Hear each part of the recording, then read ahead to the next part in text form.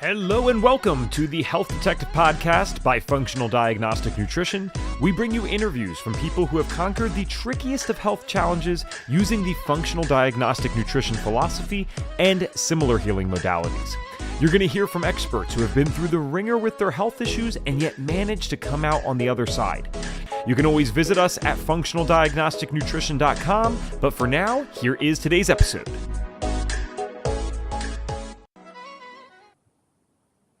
All right, hello, my friends, and welcome back to another episode of the Health Detective Podcast by Functional Diagnostic Nutrition. My name is Evan Transu, aka Detective Ev, and I will be your host for today's show, episode number 395 of the Health Detective Podcast. We are rapidly approaching episode 400 here. I'm super excited. It's kind of crazy that they keep giving me a microphone to do this long, and then you wonder, all right, are we going to see episode 500 or 1,000? I can't wait. It's very exciting. So one quick announcement I wanted to get to before we get with our guest today is we only have a couple of days left. So admittedly, if you're listening to this on audio, only part of this applies. But if you are watching this live, either the day of, or you're with us right now, welcome, or tomorrow, this would still work. So if you want to be a part of the FDN mixer, the FDN dinner meetup that is going to be happening, at the East Coast FDN conference, we do need you to purchase tickets by the end of the day on February 5th. And this can be found at biohackerexpo.com. You use code HDP at checkout. I know that we have some FDNs that are in the groups that are like, well, wait, I used code FDN. Will I still be counted? Yes. Anyone that used code HDP or FDN will be counted automatically in the mixer. You don't need to do anything else special for that.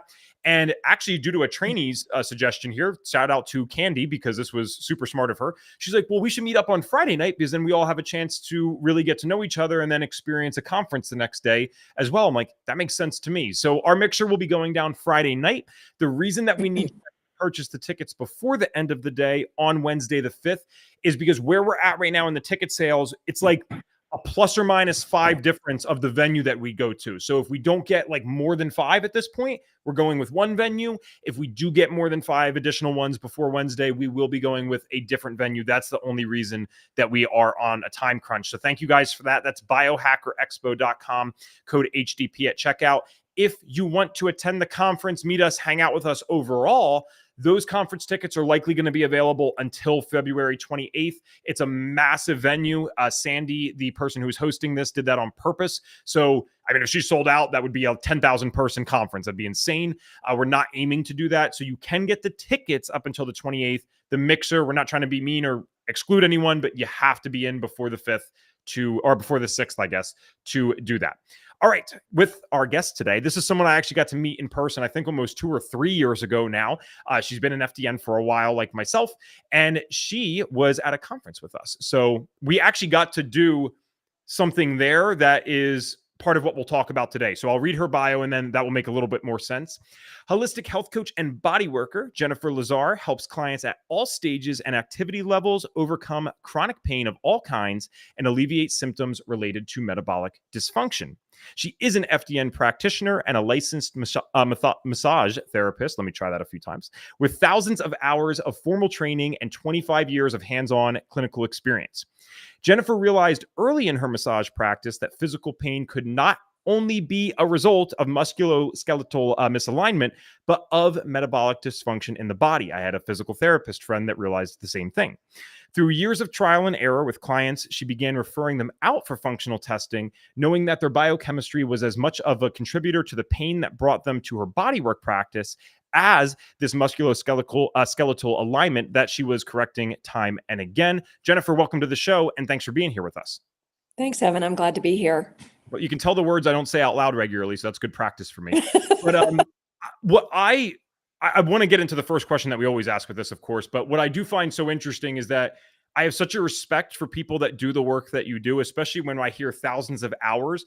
When I do occasionally get massage, first of all, I feel amazing afterwards. But second, the amount of effort that's being put in by the practitioner, I sometimes think, I'm like, if that's the only thing that they did for the day for the job, you know, I work at a computer. I have the privilege of doing that at this point. Like, I feel like that's more effort there in 1 hour than I put out all day, at least physically, with the work that I do on the computer. And then they take multiple clients multiple times a week. So I just feel like, you know, it's a it's a job, yes, it's a career, yes, but it's also like an amazing service that you guys offer to other people. So I just a little shout out for you guys and appreciation for you guys.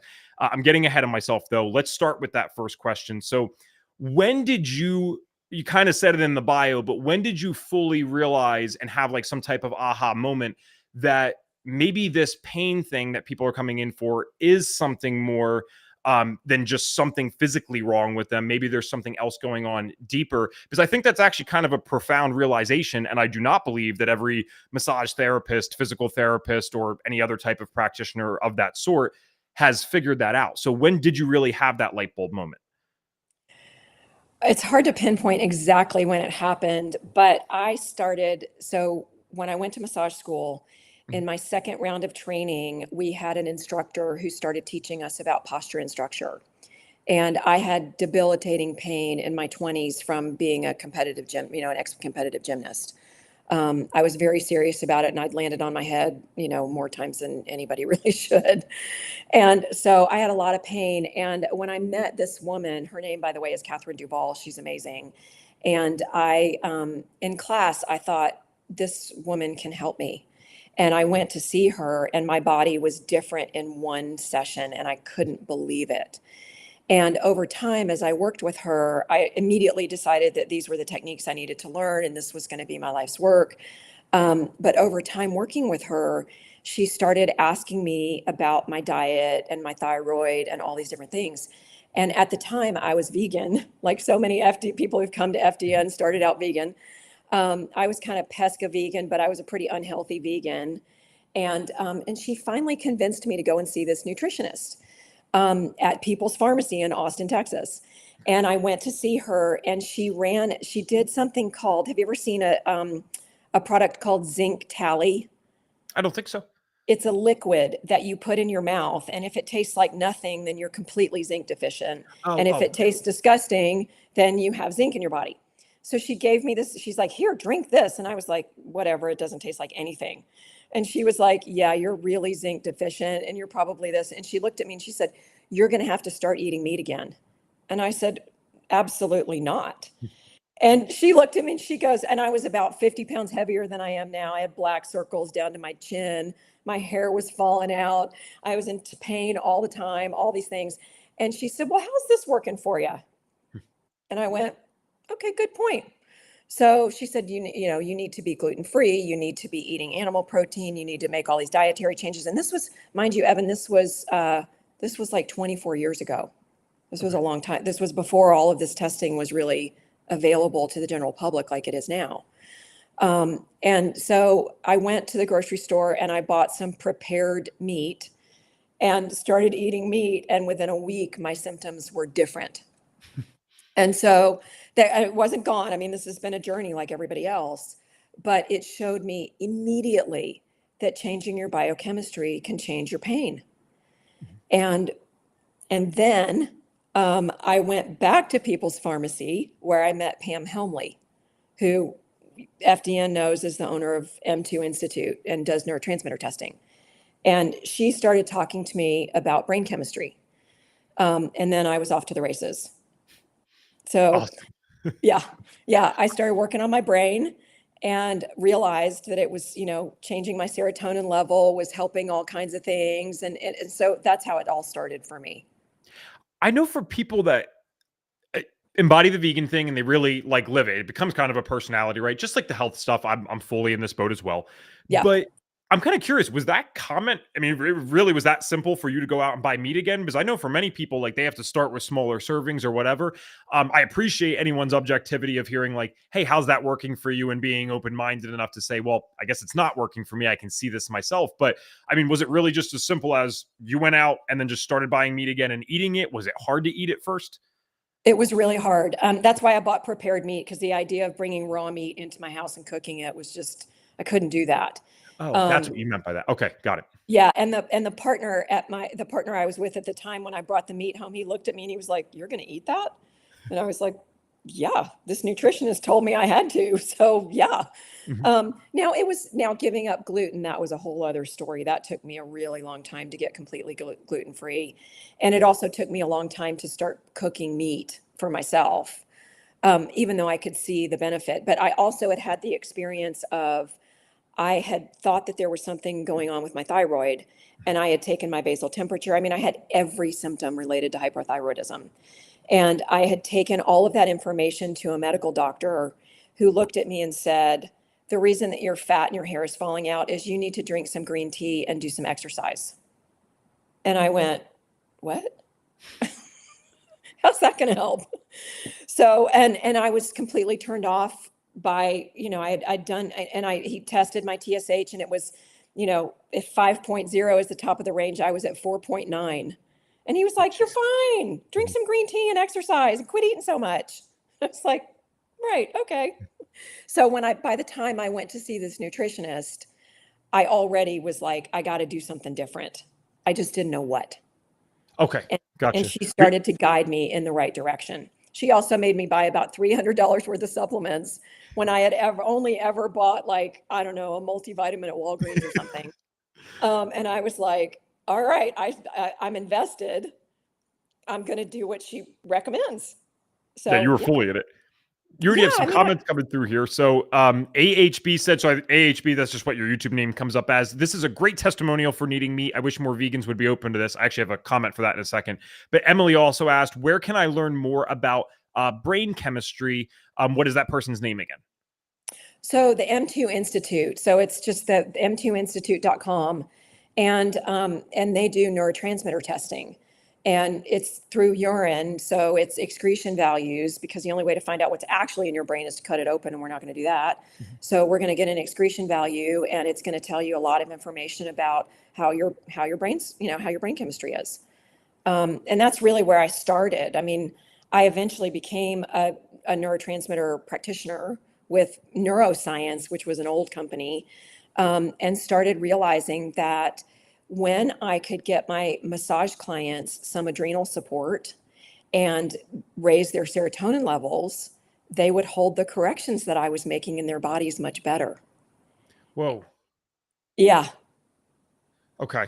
And thank you for specifying, by the way, because this never gets talked about, that the only real way would be like to actually go into someone's brain. This is a detail that's left out in functional medicine and also Western medicine, right? When they talk about the SSRIs, like as if we understand perfectly what that's doing. And guys, don't take my opinion for this stuff, please. Like actually go look that up and see if we fully understand what SSRIs are doing and SNRIs. We say these things like it's matter of fact, but it's never that simple. And I think the anecdotal experiences kind of speak for themselves there. So Emily already said thank you so much. I wanted to go back to the vegan thing because I know when we do this, one of the beautiful things is we always have new people listening. And one of the tough things is we always have new people listening. So they don't necessarily know our philosophy at FDN yet. So with being an FDN practitioner, guys, it's not that we're anti-vegan per se. Actually, in fact, to your point, Jennifer, a lot of people that came to FDN were vegans at some point. Not all of them, but like at some point we've tried that, because most of us didn't go into the food thing and the diet thing with any form of bias. We went in sick and wanted to feel better. Yes, some people I'm sure did it for an activism reason, which, I mean, God bless anyone that's going to do that. But most of us are coming in, we didn't care if it was paleo, keto, or vegan. We just wanted something that worked. So we're not going in with a bias other than knowing that the standard American diet's bad. We're definitely biased against that negatively. So we want people to do whatever works for them and whatever keeps them the most healthy. I have not seen a lot of solid long-term stuff that implies to me that this is a good idea long-term, even if you're doing it super well. I ate about as clean as you can, and I only lasted being vegan for 9 months, Jennifer, before in that time frame, did sports forever, always did some type of physical activity, never broke a bone one time in my life. And in a 9-month period, I snapped a tendon or a ligament, I believe it was, in my wrist. I definitely got to be correct here because I'm dealing with a body worker. I think it was a ligament here. That's still snapped. I never got the surgery for it because I didn't want to, because it was risky. And as far as I'm concerned, I have decent mobility. So I was in a thing for that for months. I shattered my foot. I did not run normally for almost 3 years after that injury. So Correlation's not causation. I get it, but I was doing the exact same things I always did, and I watched my body kind of break down rapidly. So I would love to live in the world where I don't have to eat meat, because to me, I think I'm actually a hypocrite in a sense, because I don't know that I could hunt. Maybe that's the better thing to do, right? Maybe that makes you even more connected to it. But I think I would have a problem with that unless I was starving or my family was starving. But I'll go to the store right now and buy meat, no problem. So there's some cognitive dissonance there for sure. But I just want people to do what works best for them. And I can't argue anymore that not only subjectively, but more importantly, objectively, because we're lab users, right? We actually track this stuff. I am in better health subjectively and objectively than I ever was when I did that. So I apologize because I never want to go into a whole spiel on someone else's podcast, but I'm thinking like, dang, like what if someone just clicked on us for the first time, they're vegan and they think we're going against them. It's like, especially you're so open-minded and so kind to people. It's not that you're saying that at all. You're just sharing one of many common experiences that this doesn't really work long-term, does it? Well, it didn't for me. Yeah. And there are, I have met people for whom it works. Awesome. But I was also, I was kind of a junk food vegan. I didn't sprout things. I'm always talking to people who are vegan about, are you doing this correctly? Are you really watching what you're doing? Or are you just avoiding animal protein? Mhm. Because those are different things. And there's plenty of junk food out there for vegans. And so anyway, so it didn't work for me personally. And I have certainly met people for whom it does work, but not very many. Yeah. And So, we'll move on to the next point. But guys, if you want something more to look into Weston A. Price's stuff. And then again, correlation's not causation, but look at how the people in Nunavut, Canada ate that he studied versus the tribes in the equatorial regions. I actually firmly believe that if you were going to do something like that, and maybe you're committed to this, like, Ev, I cannot eat an animal. I will never do it again. That's fine. I would not recommend doing it if you live in the extreme north or extreme south. The closer you live to the equator, assuming you're actually getting outside, right? This doesn't mean you get to live inside all day in your air conditioning. But the closer you live to the equator, the more likely I believe that you can pull that off successfully long term. That's my opinion. So go check that out. What I'm more interested in, Jennifer, is I want to connect this here because so many people walk around in pain. Even myself, you were able to help me quite a bit with when we were at that conference together, because I do have a scoliosis in my back. There's a lot of things that I've done that have worked quite effectively with it. But still to this day, very often, if I were to lay down flat, like if I just lay down flat on my back, very, not like over plush pillow behind my head, a very like a thin pillow is what I'm trying to say. So I'm basically just laying how I normally would. That causes pain to some degree if I did that long enough. So I always have to sleep on my side or some other way. Now, I understand that there's probably real things that people have structurally wrong with them. But what I'm getting at question-wise and what I'm more curious about is you already mentioned that certain people that did these things with like M2 Institute stuff, they would be able to maintain some of the corrections that you did longer. So like, how do you differentiate, I guess, is the question, between what is true structural pain, like a pain, sorry, that dang, I got a bone out of place, versus what needs more work? Like, how would you know if it's one or the other? well, it takes some time to figure it out.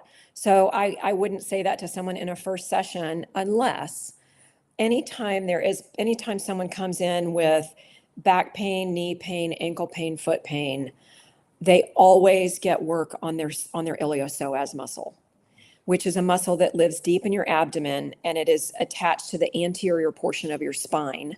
It is what connects your legs into your torso. So it's a very important muscle. It's a big muscle. It can pull the pelvis into rotation. It can draw a leg short. It can pull the spine into rotation, and it can even influence your neck.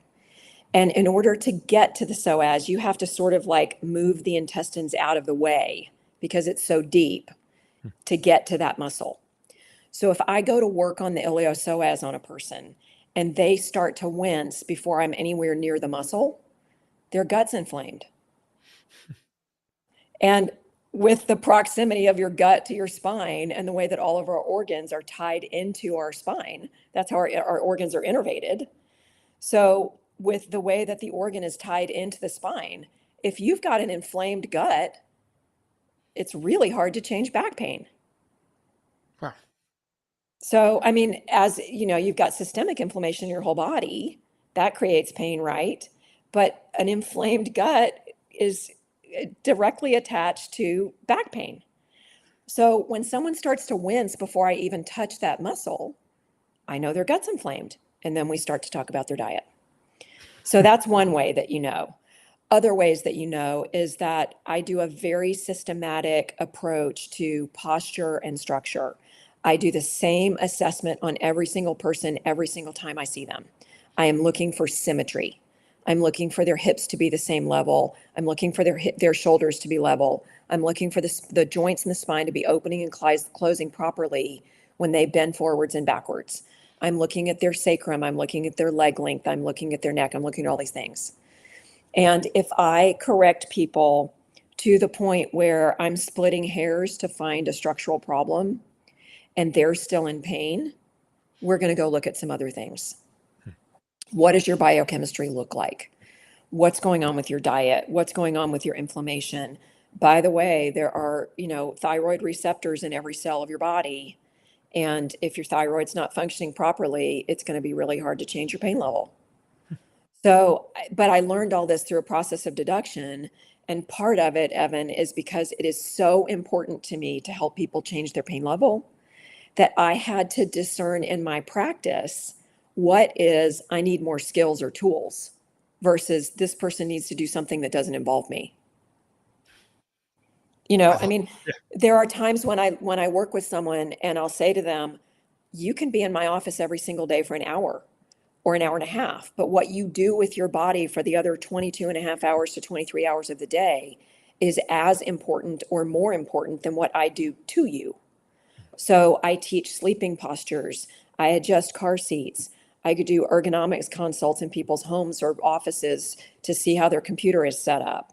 We talk about walking gait. I look at squatting form. You can't believe how many people don't know how to squat. You also can't believe how many people have such incredible discrepancies in strength from one side of their body to the other that when people say, well, I'm strong, I do yoga. Many people I work with are not even strong enough to do yoga poses on one side of their body, and they don't know it. So they are actually strengthening themselves into their misalignment. So we talk about all of that. So, but when I get someone that, I see them for 2 to 3 sessions and we can't make headway on their pain, there's something else going on. Okay, so then, and I understand that none of these are probably perfect rules. I love that this is like this experience from years of doing this. So you're not saying that this is 100% definitive, but you're like, I've seen this more times than not. I feel like you need a course, honestly, as I'm hearing this. But I am wondering then, so for someone like me that loves being physically active, I have definitely neglected a lot of the stretching. I'm sure you've never heard something like that. I need to work on some of those things, but I've got certain things that have helped me. Like right now I'm at the standing desk, so anytime I do a podcast now, for the most part, I stand, which is super helpful for me. Like it definitely has helped a lot of things. But what I'm getting at is I almost feel, at least at this point, this was not always the case, but I feel now that I am the opposite, where if I go in for a good massage that's deep tissue, the amount of relief I feel is actually, I would almost call it borderline concerning, because I don't think I realized how much I was dealing with prior to that session. And I've expressed to you, I think you've probably heard on podcasts and the others here. So I engage myself in various sports, some more impressive than others, some less impressive. One of the lesser impressive ones is pickleball. But listen, I take this seriously, and there's hand-eye coordination and there's a bunch of stuff going on. You got to make quick movements. And I remember this one day, it was a coincidence. It wasn't on purpose, but I ended up getting a massage, and then I went and played, 2 hours of rec play, whatever. I understand that some people would dismiss like a placebo of a massage, like, hey, it's not actually that good. I think that's total crap. I think it's an amazing therapy, and they don't realize what they're talking about anyway. But what I can't placebo myself into is something I didn't have an expectation for. And I never walked into the courts those days or that day expecting to have expecting to have heightened performance. And when I say I was playing 15, 20% better in terms of accuracy of shots, ability to get to the line quick, just accuracy of movements overall, I was like, holy cow. But then the problem is I played 2 days later and it was almost reset at that point. So What does that imply, if that's enough information, for someone like me that like I absolutely get instant relief to the point where like I'm sleeping better for that day. I can go out and do stuff more effectively in sports, but then it kind of goes away just as fast as it came on. What would you say for something like that? Well, when I first work with someone, the techniques that I use, you're really doing neuromuscular reeducation. So, we're all in a race against time and gravity, and we all know how it ends. But my goal is always to help people function better in gravity. So, and if you think of gravity simplistically as this force that's pushing down on you, we're always being compressed, and everything we do is forward, all those things. So, what that tells us, so when the first time I work with someone, I will tell someone when I first work with them based on what I find. Generally, you can expect to get anywhere from 2 hours of relief to 2 weeks of relief, and it depends on your nervous system. So the more work that people have had, like if somebody comes to see me with some issues and they've been receiving chiropractic and massage for 10 years Mhm. and they're not making huge progress, those people will often get pretty dramatic relief because the body wants to find homeostasis. It's just looking for the correct input. And when it gets the correct input, the nervous system goes, "Oh, thank you. I was just waiting for somebody to do that." So it tells me something about a person's nervous system, how much relief they get and how long it lasts for. And with the work that I do, it's cumulative effect. So with each session, they should begin to get longer and longer periods of relief if I'm doing my job correctly and finding what I need to find and doing what I need to do. Mhm. So with scoliosis, the goal is we may not, in an adult person, we may not ever completely fix the curvature. But what we want to do is we want to A, halt the progression of it, which can be done, and B, teach them how to use their body better, because a huge amount of our pain, I can't put a percentage on it, but a huge amount of our human pain is user error. Mhm. So that's part of it. And then, as we get the tissue that is surrounding the misalignment healthier, then the body can tolerate more and more misalignment with less pain. Okay. So when you take restriction out of the soft tissue, when you take fascial restriction out of muscle tissue, and when you free nerves, even though the scoliosis still exists, the tissue can function better. So for you, Ev, I would recommend that you find yourself a really good structural body worker and try to go more regularly. Yes. Well, you'll be very proud. This is, I swear, maybe it's not coincidence. I was going to swear it's coincidence, but maybe it's not because maybe in the back of my head, I knew I was going to talk to you today.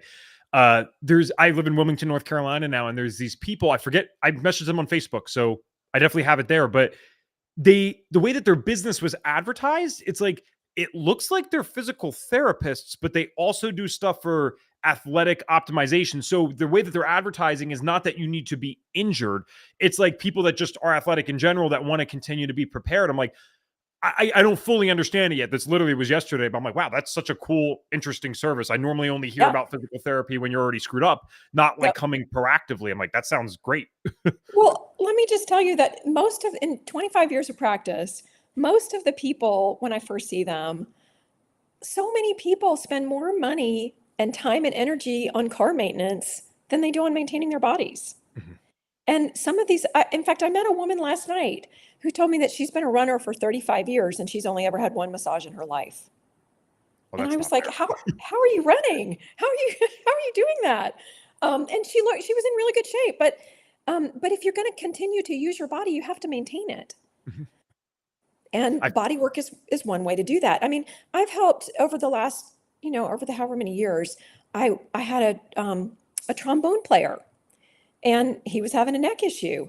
And as we got all of the soft tissue in his neck more fluid, he played better.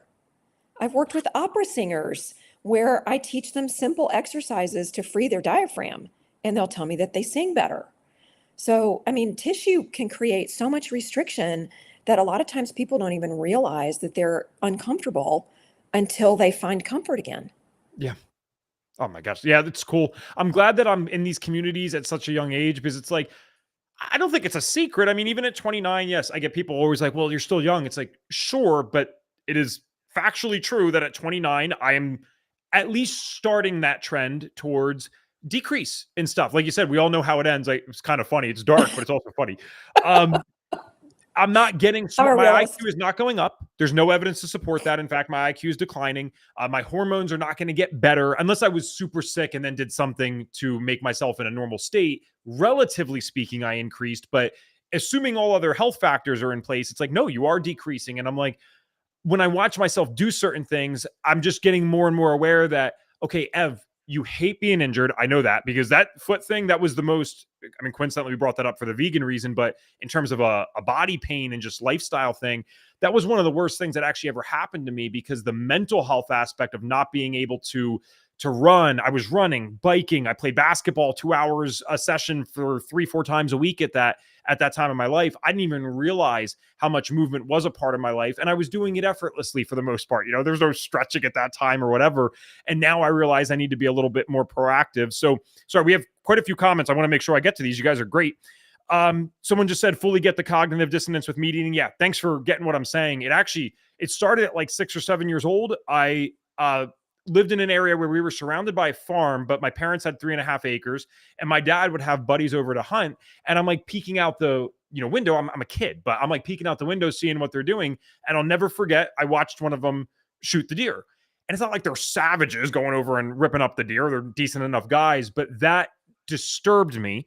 And I don't know if that's a personal thing, because you also hear about young dudes or guys when they get older that are like, I hunted with my dad first time when I was 5 and I loved it. So maybe in our tribal days, young kids are supposed to be involved with that. Maybe we're not. I'm not here to put a value judgment to it. I'm just saying that's what got me at first, where I was like, oh, I hated that, and I don't think I could do it. Alina said she has idiopathic scoliosis. She's in a lot of pain. All right, well, I hope as we go on here, we can help you with this. And then Emily, just a nice comment. I wish I lived by you and could learn from you. Your community is blessed to have you. And then AHB said, I came in a bit late. Where is Jennifer based? So you are in Austin, Texas still, I believe, correct? No. Okay, not correct. No, in 2022, I moved to Northern California. So right now I'm based in Santa Rosa, and my office is in Windsor, California. Okay. But I can do online consults with people to at least give them some direction and possibly some things that they can do to help themselves. So if that person wants to reach out to me, I'll be glad to talk with them. I also often help people find the right body worker in their area by giving them the right questions to ask and what to look for. Very cool. All right. Next question I had for you, and I understand that this is probably not maybe your training, but it's certainly something that you would see. I'd love to know how strength training, weightlifting, plays into all of this, because we mentioned off air, we didn't talk about this on the podcast today, but you were saying like, oh my gosh, you look so much better after the mold exposure. So one of the other odd things that happened during the mold exposure is, I said, one of the times in my life that I started getting injured was the vegan thing. The next time was that year that we were exposed to mold, but I had no idea. Snapped something in my elbow, cracked a rib in jiu-jitsu. Then this weird neck thing. The neck thing was the weirdest part. And that was from a cold plunge, like yelling in a cold plunge, just like, like that. It literally created a neck pain that lasted almost 4 months. And I now know that was clearly inflammation kind of setting me up. So anything tense or anything that happened in my body, I was just more prone to injury. But I found that to be like crazy scary. The question that I'm getting to, though, relating to strength training is the neck, especially strength training, became so tough. If I did any exercise other than legitimately like calf presses, anywhere close to failure, that extra strain and tenseness in my body would activate the neck pain. So Maddie knows this. Like, I never give this up. I've weight trained since I was 16. I'm like, I have to stop this. Like, there is no version of this that's working for me. And unfortunately, that led to like a habit of probably a 10-month period where I didn't do weight training at all. And what I did to get active again is I still kept up with my kickboxing stuff. I kept up with pickleball. That was just fine. But now what's so funny is I've never had knee pain in my life. I got knee pain. Now, remember, I played pickleball before all this stuff. Got knee pain, and I did kickboxing. Knee pain, shin splints, had those at one point in my life, but not bad.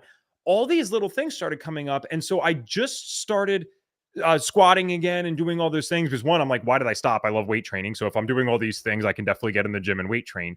But two, I thought back, I'm like, when was I not in pain with stuff? And I'm like, well, before mold. And it's like, Well, I was strength training though. That's also when my low back pain feels the best. A physical therapist, chiropractor, and another doctor told me never squat over 135 pounds in my life. There is a direct relationship between the amount that I can squat and how low my back pain is. So like, I shouldn't say, that's misleading, right? Not how low in my back the pain is, but how Right. minimal How the reduced. back Yeah. pain is. Yeah. So they tell me not to squat, but when I've squatted 315, I almost don't get any back pain at all. So I'm not trying to put you on the spot to go against a doctor's advice. I'm just wondering, what are your thoughts around strength training? Do people need to do it more? Because I feel like not doing it is one of the biggest reasons I have knee pain and shin splints right now. Well, the first thing I would say is that just like with FDN and our belief that every single person is 100% biochemically unique, Mhm. along with our physical bodies, exercise is 100% unique to each person. And scoliosis creates a unique challenge because you are lacking strength in certain parts of your spine and you have other parts of your spine that are hypertonic, which is overdeveloped. And most people with scoliosis have, and I'm not trying to call you out here, Ev, but as I'm looking at you in front of the microphone, I can see that you've got some upper cervical issues. Okay. And don't forget that your brainstem comes out through C1. So if you take and think of your spinal cord as a hose, and the water would be the nerve impulse that innervates your whole body and helps you move and helps your organs function and keeps you alive, right? Mhm. So with upper cervical problem, if you take C1 and you shift it off to one side, you are effectively cutting off the flow of water through your hose. So you're cutting off your nerve flow. And that's going to create different symptoms for different people. So for lots of people, it creates extreme fatigue. Or for other people, it starts to create shoulder problems, neck problems. It can go all the way up and down your body. So for some people, I can see that they've got problems in their feet. And as I work through their whole body, there's pelvic imbalance, there's sacral imbalance, and there's also imbalance in their upper cervicals. Mhm. It's systemic. So you've got to sort of work to get the whole system functioning better. And I wanted to go back to something else that you said when you were talking about pain. One of the things that I learned and know is that pain eats up serotonin. So when people go to a pain management clinic, the first thing that doctors do is they put you on an SSRI to I didn't manage know pain. that. Yeah. So serotonin helps regulate your pain cycle. So when people are in pain, they become depressed. And when people exercise stimulates serotonin.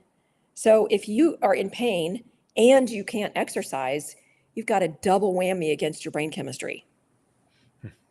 That definitely So affects. yeah. So when it comes to weight training, honestly, I see so many people, with inappropriate form. I cannot tell you how many people I've seen who work with coaches and they're still doing offset squatting. And what I mean by that is that as they squat, because of the position of their sacrum or their pelvis or whatever's going on in their body, they're squatting off to one side. Mhm. If you were to drop a plumb line down their body, you would see that they'd just be off, and it's not very much. But in body work, in different people, 3 millimeters matters. And it depends. Everybody has a different sensitivity in their proprioceptors. Those are the little sensors in your body that tell you where you are in space and where you are in your, and they create pain. So for me, because I was such a high, crazy gymnast, my proprioceptors are so sensitive that I will be in excruciating pain if my leg length is off 3 millimeters. Other people, I have a client that I worked with for 15 years now, and he'll walk into my office and I'll say, "How are you today?" And he goes, "I don't know. That's why I'm here, for you to tell me." Because his body does not talk to him in any way. My body talks to me all day long. "Hey, Jennifer, this is off. Hey, Jennifer," like all day long. It's maddening. So, and then there's everything in between. So with weight training, it really is completely individualized. And that's why I like for people, I've been in fitness my entire life, and I still work with trainers and coaches as often as I can because I learn something every time. Yeah. Well, and that's a tough, because there's no one out there that really has perfect form in a sense, right? Of There's more course. like Yeah. highly optimal than not. But I'm wondering if that is my saving grace with it, because my point is I would never suggest that I have perfect form. I think that's insane. Like it's almost like personal development. Like you can never really do No. enough. And there's always something that might be just off that day, even. But it sounds funny, but this is actually true for me. So since I was so skinny most of my life, when I went into the gym, I didn't have a problem with going in there. I wasn't embarrassed about the weights, but I realized, you know what most people are doing, even like the big guys? I'm like, they all lift in a stupid way. So I said, if I'm going to go in here and not do impressive weights, I'm at least going to do it correctly, which you get older and you realize no one even gives a crap about what you're doing. They're more focused on themselves and worried about themselves. But that was my philosophy with it. So I never mentioned this. I actually have a personal training certification, and I have done so much video analysis over the years. I track everything, even when I just got back in to weightlifting more consistently. First session is I'm like, let's get the video. What am I looking at? Where am I at? And I think that's probably been very helpful, because even if there's always room for improvement, having myself on video and reviewing that either by myself or with, another coach, be like, what's off here? Or I'll send it to my physical therapy buddy. Getting those corrections quick before there's actual larger amounts of weight on the bar. Maybe that's one of the reasons that it does help me, because I don't know if you get mad at this. Not only do I squat, I learned in a powerlifting sense. So I don't even high bar squat. I'm low bar squatting, which for those that don't know is putting more load on the place where I would have that scoliosis. But I swear that helps me and makes me feel better. And I never had knee pain. I feel like they gave me the knee pain, stopped doing it. So I'm excited to see it kind of how this works. I'll give you guys a review, I guess, in a few months. Maybe I'm wrong here. I'm going to be in more pain and there's something else, but I'm hoping that kind of gets me back. I also wonder, before I lift, of course, I'm smart enough to warm up and do some basic stretching. And I haven't done that at all when I'm just doing pickleball and kickboxing. I kind of have to do it within the training session, but I certainly don't stretch before I go to pickleball. I just go and start hitting crap and running. So I'm also wondering, maybe the warm up and the attention that I give my body before the strength training session is another thing that I've been missing the last year. You know what I mean? Yeah. It's definitely important to warm things up before you start loading them. That's important. And Yeah. as a personal trainer, you know that. Yep. But yeah, we're all so unique, and I don't think there's any reason to give anybody a reason why something works for you. It just does. And Yeah. so if it works, you keep doing it until you have to do something different. As I've aged, I have changed the type of exercise that I do over and over again, because, you start to age out of certain kinds of things. And or I find also just that I don't have the kind of I don't know what it is, but that drives me to want to lift super heavy anymore. I don't, I want to lift, I want to maintain my muscle mass, I want to take good care of my body, but I don't have that competitive drive about my exercise that I used to have. Sure. So I'm working yeah, on that one. yeah. Well, you know what? You're 29 years old, Yeah. I don't and think that's, that's ever going to die. well, and it may not, and Yeah. that's totally fine. So yeah, as long as you just keep listening to your body and adjusting your exercise and what you're doing to meet what you need, then you're good. And I'm laughing at you. I was laughing at you videoing everything because I was like, that's such an FDN thing to do. Yeah. Well, and I've never understood any of that stuff. Like even at 16, like I always went in with a plan. Like the amount of people that I go in and meet at the gym that are actually, they look like they're in great shape. And I'm like, oh yeah, so what do you do? They don't track anything. They're not doing progressive overload, whatever. It's like, I've always just been like that. It's probably why I was attracted to FDN, because of the data. Like Yeah. I Yeah. never go into anything, finances, gym, whatever, without a plan. I have to know what I'm doing before I go in, Well, that's a which, personality type. yes, for sure. Yeah. Which leads me to my question, or my next question. So I never realized, I guess, because we didn't get this deep into the story at the conference, I never realized that you were already having these revelations with like functional medicine, if we'll call it that, 20 something years ago. It's not like you became an FDN 20 years ago, because FDN wasn't around as a course at that time. So I love that you have this consistent passion and dedication to continue learning. So I have to ask, what made you want to do FDN when you chose to do it? You were certainly probably a couple of decades already into being aware of functional medicine. So why pursue a pretty large and time-consuming course after all that time? Well, it was a long evolution. I worked at People's Pharmacy I worked for Pam in various roles at various times in my life, and I became a practitioner for neurogistics at that time. So I was running lots of neurotransmitter panels and had done that for a long time. And I realized that as functional medicine was becoming popular, and everybody was, the term functional medicine was becoming popular, what I was realizing was I was sending my clients out for testing to various people, and they'd go find a functional medicine doctor. But so many people in the beginning were traditional doctors who went and got a functional medicine certification or decided to start doing testing, but they were still really working in a Western mindset. They were still looking at symptoms. And so I would ask a client when they went to see a functional practitioner, can you share your results with me and let me know what the practitioner said and all of that sort of stuff? And as I started looking at everything, I was like, this is just a Western perspective. It's just a person who's running some functional labs who's still not looking for root causes, who's still not talking about diet, who's still not talking about food sensitivity, who's still not doing all these things. And I got frustrated because I was losing continuity of care with my clients. They weren't having success. And finally, it's another FDN actually who said, why don't you go get your FDN certification? And I was like, I guess I could, I mean, I've been to school so much in my life. I love school. And I was like, sure, what's one more round of school? Let's do it. And then I will also say at the time, I couldn't really afford to do FDN. And I have a very dear friend who was one of my best friends in high school who is a lovely person and said, here's a check, go to school. So I was on mute. So for those on audio, I was like, what? Yeah. One of my best friends inherited a lot of money from somebody in her family. And I was telling her about the FDN course, and I was like, yeah, I'm going to probably do it next year. I'm going to have to save up for it, blah, blah, blah, blah, blah. And she's like, how much is it? And I told her, and she's like, I'll send you a check right now, which was just incredible and such a godsend. So Yeah. she did. And to be honest, what's funny is I've run some testing on her, and she doesn't believe in it. So yeah.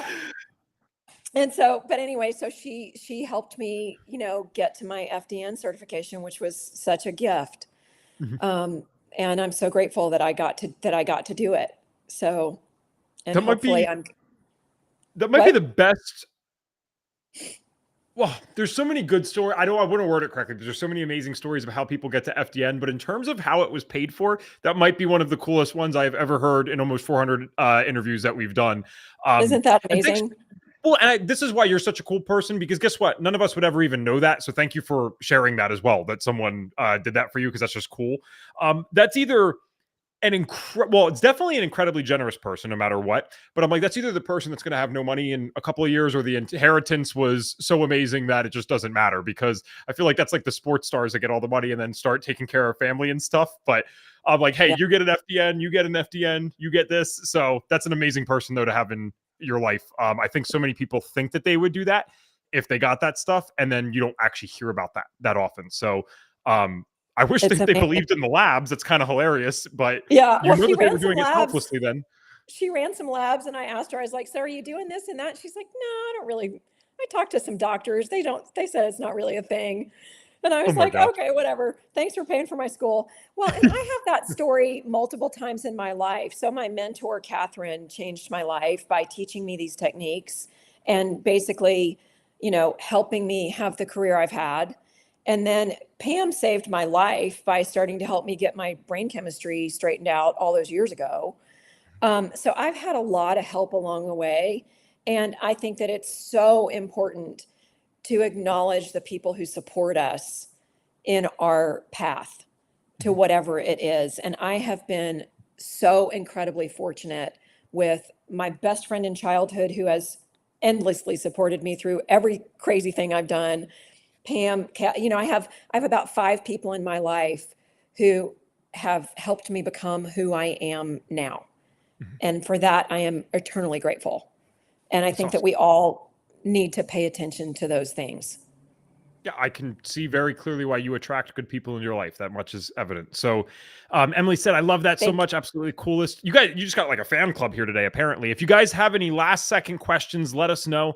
Alina had asked, can we get Jennifer's contact information? So that's why I shared this on the video a little bit earlier. So it is jenniferlazar.com. Is there anywhere else that they can find you or reach out to you, or is it mainly the website? No, Tracy and I were talking about that. I'm not really a social media person. So It's all reach good. out through my website. Okay. And we will leave that on for you guys for a second here. I will say this. So when you work with clients now, are you doing stuff in person? How do the labs get integrated? Do you work remotely? That's one thing I wanted to touch on before we hopped off today is clearly people are interested in what you're doing here and possibly working with you. So what is it exactly that you offer now with this combination of different areas of expertise? So I offer Bodywork in my office in Windsor. I also work in Fort Bragg. If anybody's in Fort Bragg, California, I'm going up there next week to work and see clients. I do FDN work remotely. I work with people all over the country and all over the world. I have clients in London. And I am happy to, I don't know if it's in my offerings on my website, but I am more than happy to do bodywork consults, posture consults with people online. And I had that as an offering at one time, and I'm not positive it's there, but I'll put it back in if people want that. So reach out to me because I can look at structure online. We can talk about car seats. We can talk about sleep positions. We can talk about ergonomics. All those things can be done remotely. Awesome. All right. So our signature question on the show today, and you probably already know this if you ever listened all the way through. And I'm curious because you have a lot of different things that you've experienced. And again, different areas of expertise. So I don't know how you will answer this. But if we were to give you a magic wand, you could wave it and you could get all of our viewers and listeners to do one thing for our health. So that means you can get us to start doing one thing, or you can get us to stop doing one thing. What is the one thing that Jennifer gets us to do? Advocate for yourself. Anything that your gut tells you you need to happen and it's not happening for you, advocate for yourself. I work with a lot of kids in my practice. I work with a lot of kids who are athletes, and coaches believe that kids are resilient and they just need to put some ice on it. And I help kids find their voice with their coaches and their parents to say, I need help and this is what's going on in my body. So advocate for yourself until you get the answer you need. Awesome. Thank you so much for being on the show today. This definitely seems like we'll have to do a round 2 down the road, maybe with a more targeted topic. Now that we got the story, I'd love to kind of target in on something, especially considering how many people seem to enjoy this today. And we can just we'll talk about that behind the scenes. You guys stay tuned. Make sure you are subscribed if you like these types of interviews. I believe that you can do that somewhere over in that general direction that I'm pointing. We release on average 3 to 4 times a week. And we do have weekly lab and learns about to start for you guys. So we are excited to bring that in. And then you're just getting a bunch of thank yous in the chat, but that is not surprising. So again, thank you, Jennifer. And it was great to see you. Thank you so much, Evan. It was so great to see you. And I hope to see you again soon.